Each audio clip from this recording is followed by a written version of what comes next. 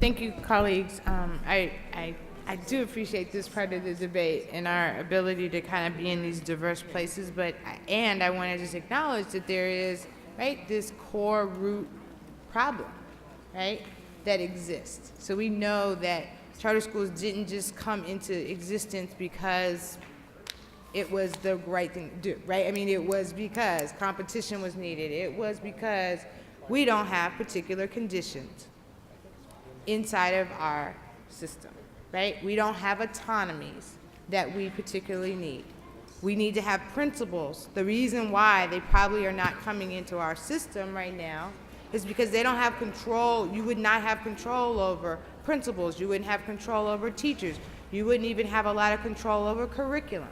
So there are some things that within our own community we've talked about is important to the education of a child, for us to accelerate the education of a child, and until we're very serious about making sure that those conditions exist here, we are going to have this challenge over and over and over again. So I don't have a choice but to support it because our system is not doing what it says we know we need to do.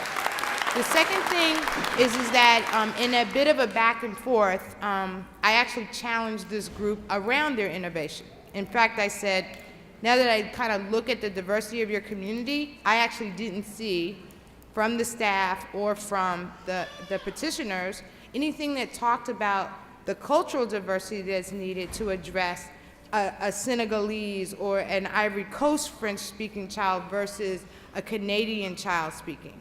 What are the things that need to be happening within that classroom to support the diversity of this francophone community? So I didn't see that. I got told that there's a curriculum that will address that, and yet I know that practice is a whole nother element that has to be addressed. Recruitment is going to have to be a whole nother element that's addressed. So that's what I would like to see us, if we're going to press these lines around innovation, is to really go for it and really begin to do some shiftings of the tide.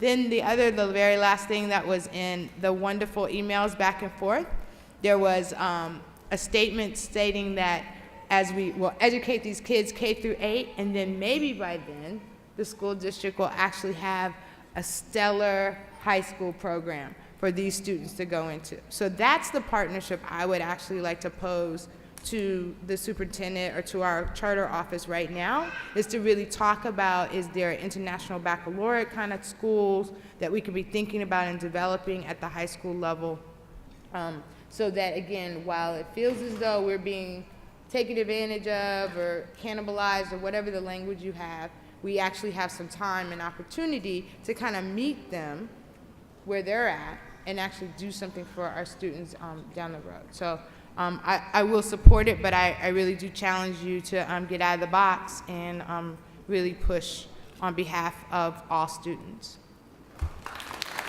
Okay.